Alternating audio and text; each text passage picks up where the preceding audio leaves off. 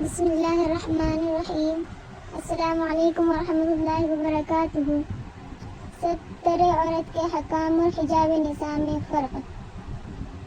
مرد عورت کا وہ حصہ بدن جس کو عربی میں عورت اور اردو اور فارسی میں ستر کہتے ہیں، جس کا سب سے چھپانا شرعی، طبعی اور عقلی طور پر فرض ہے، اور ایمان کے بعد سب سے پہلا فرض جس پر عمل ضروری ہے وہ ستر عورت یعنی اعضائے مستورہ کا چھپانا ہے۔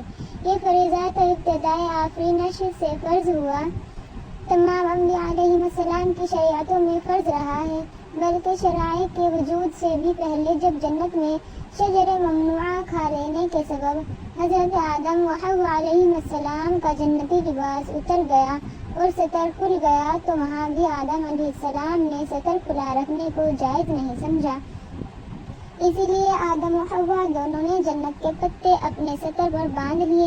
تفقا یخصفان علیہما من ورق الجنتی کا یہی مطلب ہے۔ دنیا میں آنے کے بعد آدم علیہ السلام سے خاتم الانبیاء صلی اللہ علیہ وسلم تک ہر پیغمبر دین کی شریعت میں ستر چھپانا فرض رہا ہے۔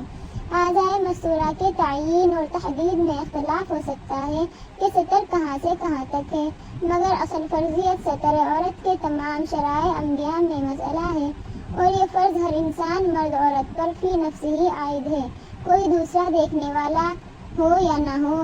اسی لیے اگر کوئی شخص اندھیری رات میں ننگا نماز پڑھے، حالانکہ ستر چھپانے کے قابل کپڑا اس کے پاس موجود ہو، تو یہ نماز بالاتفاق ناجائز ہے، حالانکہ اس کو ننگا کسی نے دیکھا نہیں۔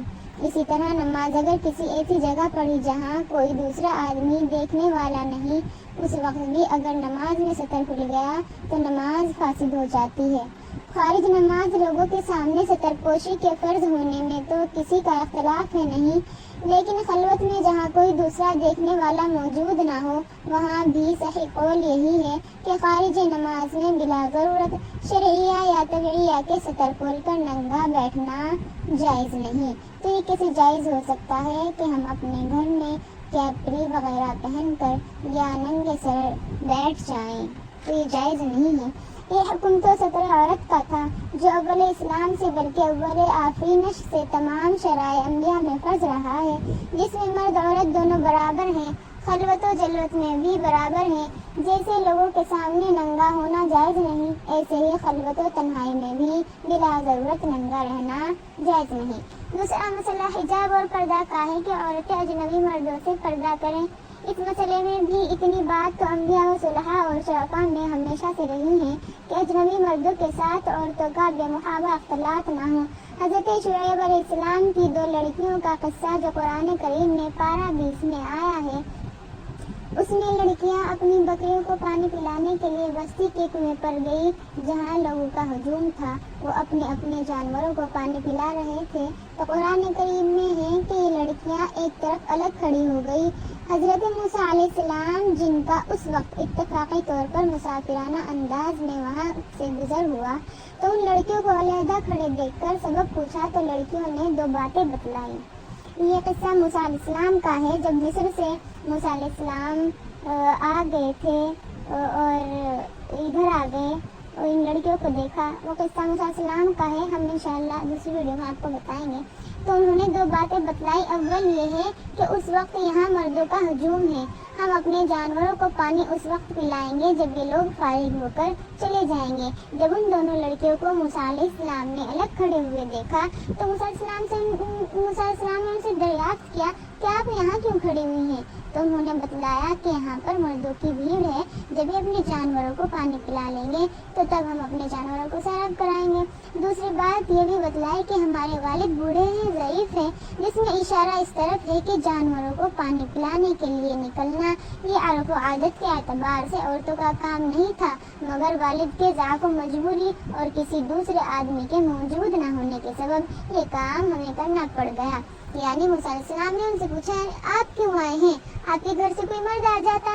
تو انہوں نے کہا کہ ہمارے والد بوڑھے اور کمزور ہیں، تو اس وجہ سے ہم آئے ہیں۔ تو معلوم یہ ہوا کہ وہ مجبوری کے ماتحت نکلی تھی، ایسے نہیں نکل گئی تھی وہ۔